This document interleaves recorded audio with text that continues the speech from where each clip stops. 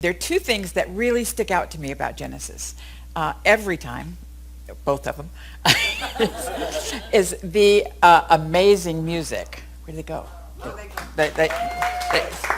Wow, what an amazing music team you have. That was amazing. And the other thing is the incredible sense of community. I can feel it. Those of us who are new today, you can feel that there's a deep sense of community. I think that's like a lot of the reason people go to church is to find a like-minded community of people to hang out with. And this community does it very, very well. So I'm impressed. I'm kind of wowed. And it is cool to have people, Stephen, who were youth leaders to my youth. Now my youth are grown.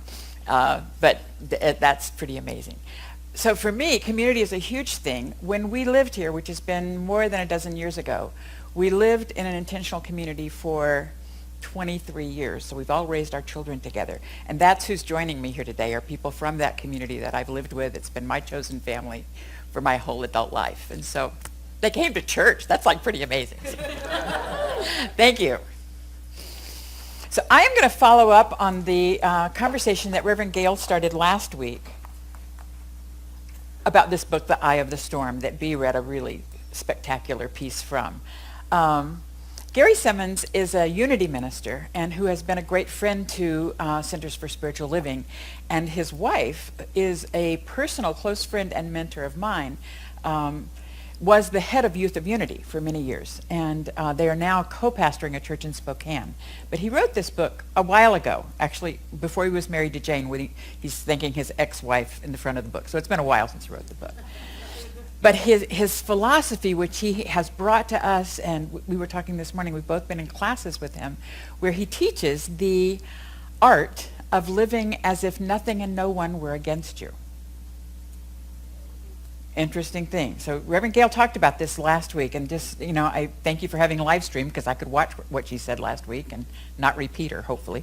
But she talked about the importance of taking steps in the people that we feel like are against us, to start with love, to bless, to do the right thing, and to pray. In those circumstances, to begin to take apart or tease apart the notion that somebody's against me. That, even though I may find myself in a place of conflict, I can move to a place of peace. So that's what we're going to talk about today. And he talks about being the I, the letter I, this is the cuteness of what he's saying, the I in the storm, is to be the center place of the storm is your I place.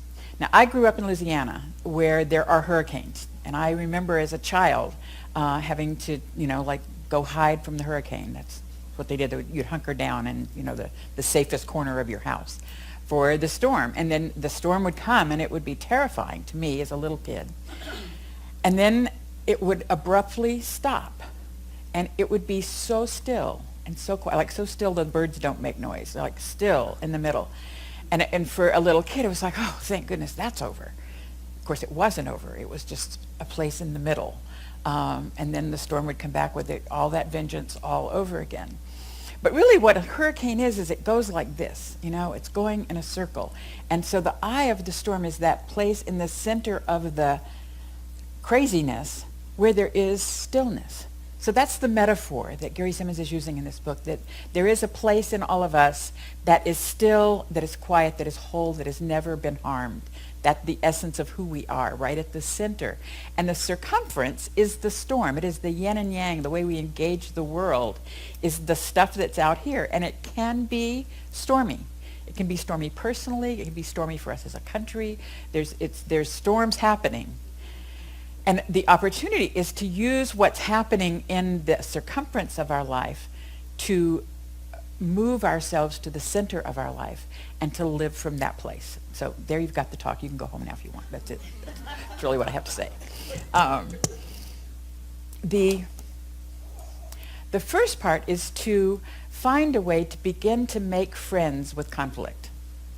And so I will try as much as possible to say we instead of you when I'm talking today, because I am among the more conflict avoidant people on the planet. I've spent a lifetime perfecting running from any kind of conflict. I like peace. So I'll pretend that there's peace when there's not, because I don't like the conflict part. So I'm preaching to me. And that task of finding ourselves in situations where there's conflict and finding a way to react differently. Most of us have been raised to freeze or hide or run. Some of us have been raised to engage, to fight back. Very, very few of us, I suspect, have been raised with an idea of embracing conflict. Strange concept to me, embracing conflict. Why embrace conflict? Because that is the edge. That is, that circumference of the storm. That is the edge where transformation is possible. Think back to the times when you have made the deepest personal shifts in yourself. Many, many times, not always, but many, many times, those were precipitated by some conflict. Either a person or a place or a situation or a job or, something that pushed you to the point where something different had to happen. That's what the conflict part does. Ultimately, if we can get evolved enough to do that, we can get to a place of saying thank you to the conflict. This brought me to the place to do something different that changed my life in profound ways.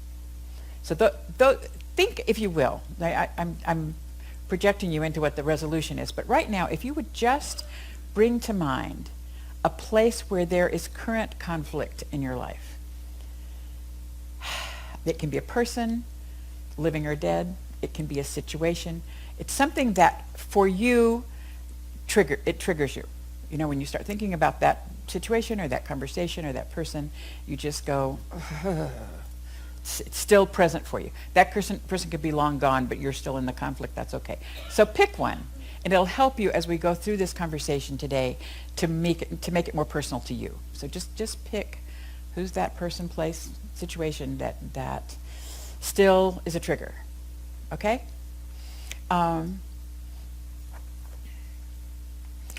Gary Simmons talks about the importance or the act of defenselessness, which my immediate view of that was sort of, the lamb being led to slaughter. This living as defenseless is that's for sissies. And actually what he's saying is the opposite of that. It is he tells a story. And the story is an ancient Chinese, sort of the feudal history of China. Of a monastery with a great spiritual teacher there, whose name I cannot remember. Menandra is the spiritual teacher. And he has a monastery, he has a bunch of monks that hang out with him. And there is a fierce warrior with his armies that's sweeping the countryside and killing mayhem, everywhere they go. And his name was Khan. And Khan's particular hatred was reserved for spiritual teachers. And so every time he would find a monastery, he would just, do the ultimate in the meanest, cruelest kind of slaughter possible.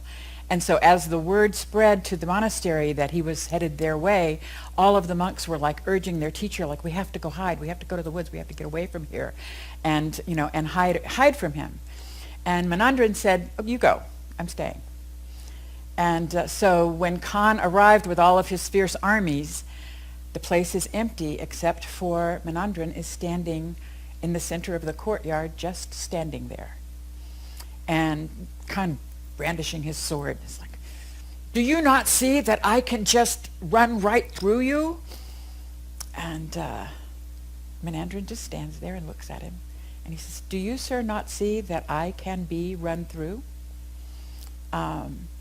And the story in the Chinese lore is that Khan then dropped to his knees and asked this man to be his teacher. Because there was nothing in him that fought back, nor did he back down. That is a big trick. That's a trick worth learning. How to stand in your truth and not back down, but have no barbs, no thorns in your response to that person. So I think for most of us, our life is like we're Velcro. And we have, the grabby parts over here and then the soft, to be grabbed parts over here. And we run into conflict and we just find it. We seek, somehow it just finds itself. And the trick of doing spiritual inner work is to remove the grabby parts of your Velcro. It's like to eliminate your triggers. How do you do that? Well, I promise you there are classes at this center that spend a lot of time teaching you how to do that. We're not going to cover all of that today, but really the task is to get rid of the things that trigger you. Like, I'm in a conflict with someone, and really it's not that person or what they're saying, it's what my dad said when I was 4 that is still present for me. That's the trigger. That's the grabby part of my Velcro jumping out there, because I still am carrying that as an unhealed source of who I am.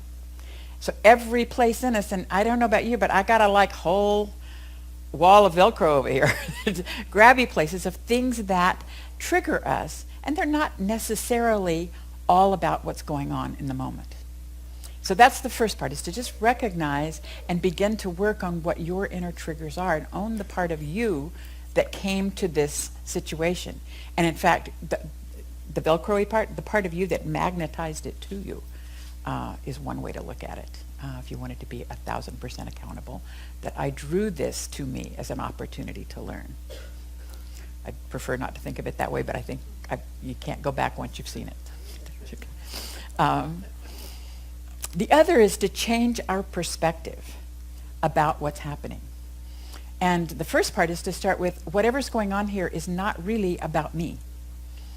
Chances are very good that the other person or the situation, sometimes it's a combination of people, have their own grabby parts of Velcro out there, and they are triggered by you. Maybe something you did not even intend to be harmful or to ignite them in some way has shown up. So maybe it's not about you, maybe it's about them and their triggers. Chances are it could be about you. And that's in the case that it is actually coming at you about you. Is it about that eye of the storm part of you, or is it about the place where you engage with the world? Because I suspect that it's always about out there with what I say or how I say it or how I'm being or how I'm acting, that's out there in the outer circumference. And that there is nothing in an interaction like that that ever really gets to the essence of me. Now that's my divine core, the center of my being, me. And that place in me is always whole. Even when I'm the most triggered, there is a place in me that is the most whole, that isn't being harmed by that. That's the spot to go to. If you talk about shifting perspective, like in the moment that it's happening, if you can maintain an image of that circumference and that center, and shift your perspective from the out here details to the essence of who you are, from that place you can find your own peace. Believe me? I know it's tricky. From that place there is peace that can be had. And from that place, more than likely, there is the possibility of finding compassion for the triggered response of a person near them, near you. We've got company. The essence of that work is to find my place that's truly, I can be at peace and not allow the stuff that's coming at me to be about me, and to then, from that place of peace, bless what's happening. Bless the situation, bless the person, bless what's happening around me. That's a good trick. Also, in the middle of all of this, there is, I think, the requirement that we speak truth to power, is the way that the Quakers say it, speak truth to power. Brene Brown says speak truth to bullshit, kind of the same thing. I love Brene Brown. She does speak it. But the important thing is, whether the person is living or dead, this can be, it's Mother's Day, you may have mother issues that you need to heal, back there. Mother could be long gone. And you still have stuff you need to say. Speaking your truth is a soul activity. It's not an inner, it's not necessarily a conversation. It's ideal when it can be a conversation. It's ideal when it can be a conversation as it's happening, not after I've spent 22 years working on, resolving that issue. It'd be better if it could happen in the moment. But that takes practice. It takes practice of doing it. But it's important for your own soul's integrity that you own your own truth and speak it to yourself. That you speak your truth, which is the part about not being a sissy. It's like, really, this hurts. This hurts because I trust you and I want to trust you again. Whatever that truth is, it will vary by your situation. But if you can strip away all the ways that we have adapted our behavior so much that we forget what we really feel. Are you with me there? Like we are so busy people pleasing and trying to say the right thing and act the right way that we forget how we actually authentically feel and want to act, whether we act that way or not. But that authentic core of us, that's the place that you get to speak from. And you start by speaking it to yourself. Like, ouch, that hurts. That really hurt. I want this to be different. I don't want to hurt you. I don't want to be hurt. But I want to be seen. I don't want to be walked over. I don't want to be violated in some way. And it's that is the important part of speaking your own truth. And it happens at a soul-to-soul level. And this teaching of Science of Mind is really good at this, because we learn that we can speak from our heart straight to the heart of another person, not necessarily going through our mouth, but heart to heart. And that is received on some level, whether we are conscious of it or that person is conscious of it or not. At a soul-to-soul level, we can communicate, like, I have no issue with you. I do not want to fight with you. I want to love you.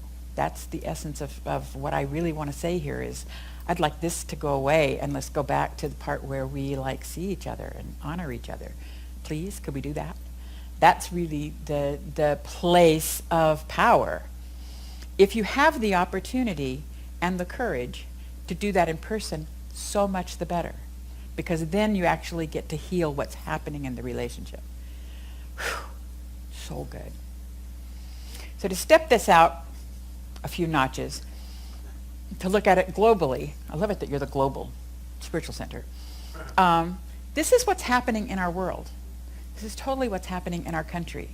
There is that, we have moved to a place of so much separation, so much us-themness, that we vilify everybody that doesn't look like, talk like, worship like, whatever, have the same skin color like as us, that we found a way to vilify them and demonize them and make them an other.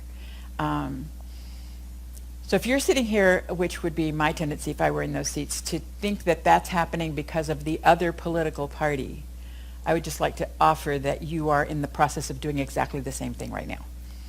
It doesn't matter which perspective you're in. It's not those guys doing that, because if I'm judging those guys, I'm doing that. And I believe that we, in this teaching of Science of Mind, have an opportunity to have an impact in our world because we bridge those differences, because we see the oneness and the wholeness in ourselves and in each person. That's the opportunity to shift what's happening on the planet, because that's exactly what needs to happen. In all of those cases where we are looking at an other, whether it is that other Democrat, Republican, that other person of color, that other gender identity, that whatever we've set apart as the other, it's really us. There's only one thing happening here, and we are that one thing. That one thing is God itself, and it is at that center eye of the storm of each one of us. So there's no difference between me and you. Whatever the you is out there, whatever the me is on this side, there's only one thing happening.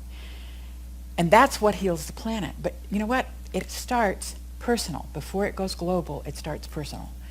We have to do that work ourselves, individually, with every single person that we come into that Velcro place with. That we have to be willing to do that work ourselves. That's how peace on earth happens. It happens from an individual perspective. because that's what grows. When peace happens here, peace happens here, peace happens here, peace happens here. And when it keeps happening, peace happens in the land. And it's not about not speaking when you see something that really goes against your values and your beliefs.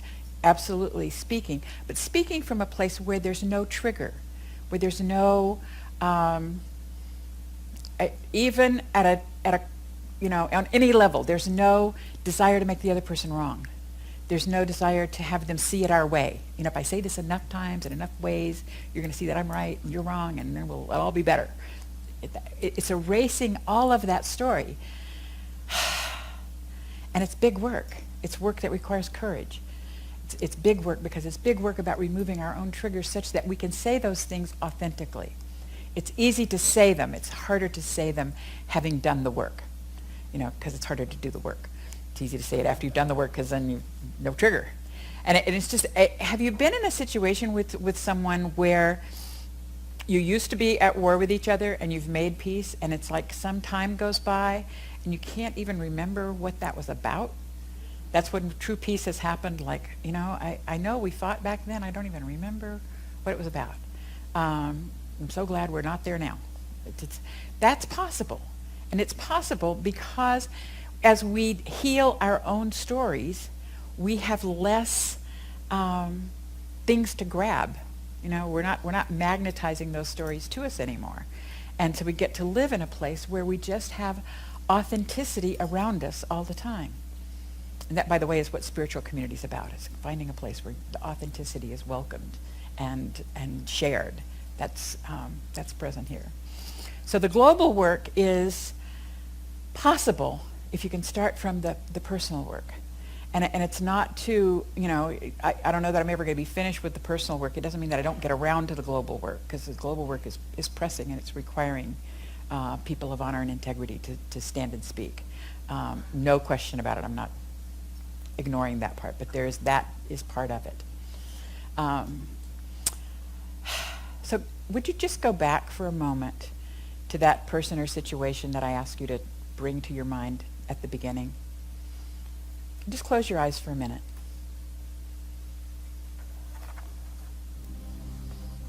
Remember the point of conflict. Remember what it was between you, the situation itself.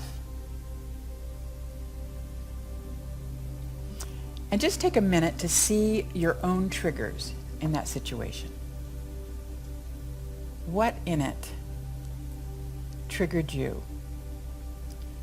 And then walk that trigger back to its source. Who installed that? Where did it happen in you?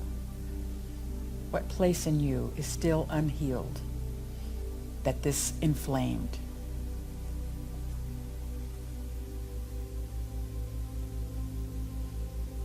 And I invite you to change your perspective. Step from the view of the conflict into the eye of the storm, into your place of center.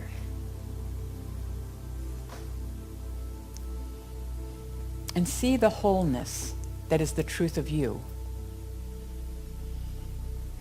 You are not your trigger. And see the wholeness that is the truth of the person or the situation that you're in conflict with. They are not their triggers either. Find a place where you can see with compassion that person's story.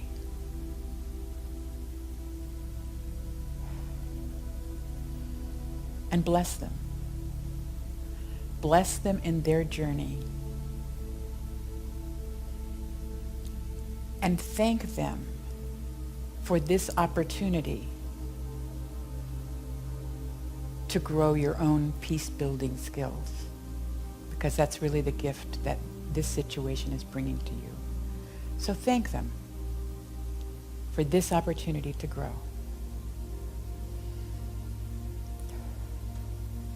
And then release them and let them go. And bring yourself back here. Do you feel a little lighter? Because that's what it's about. Whether they get it or not, it's about letting go of the thing that you're carrying around. This is our bag of baggage we're carrying around with us. It's about you letting that story go. It's the opportunity. Because truly we can be peace builders in the world as we master that skill of letting go of the things that trigger us and being willing to engage in the conflict, but engage from a place of love, a place of our core essence. And it dissipates immediately in most cases. It at least dissipates for you. You're not in charge of what the other person does with what you've offered. That's their choice. But for each of us, our opportunity is to let go of the story in a way that we can return to a place of peace. And the conflict no longer has the grabby parts that can trigger us the next time it shows up. This is what spiritual practice is about. It is just about this kind of work, allowing it to work us, allowing it to transform us and open our hearts to a bigger story. We're here to do this, people. This is what we came to the planet to do and be. We're doing it. This is our work. We're doing it. Keep doing it. Let's pray. Knowing that the infinite presence of God is right here, right now, present, in and through each of us. It is the truth of my life. It is the truth of the life of each person here. We are God in form, God living in and as us. We become the extensions of that source energy in time and space. God's hands, God's feet, God's voice, living and breathing and acting as us. So we take that in as our truth. And I speak my word for each person here, knowing that that truth is most manifest in the places where it feels the most absent. And so we take that situation in our lives and our experience into the very core of our being, that place where God is always present. And God only knows oneness and wholeness. There can be nothing else in that God space, because that is the truth of our being, our divine source, our divine energy. And we allow God, we allow our source energy to transmute, to transform that story into a place of peace, into a place of wholeness. I just give thanks for the courage present in this room, the willingness to do that work and to show up, to engage from a place of love and peace. I feel it, I see it, I know that it's done. So I just give thanks for it. I give thanks for this amazing community. I give thanks for mothering, for all of the mothers, for all of the divine feminine and all of the male versions of mothers that are present, for we are all mothering someone or something in the world. So for all of that, I just give thanks. We're so blessed. Thank you, God. And so it is.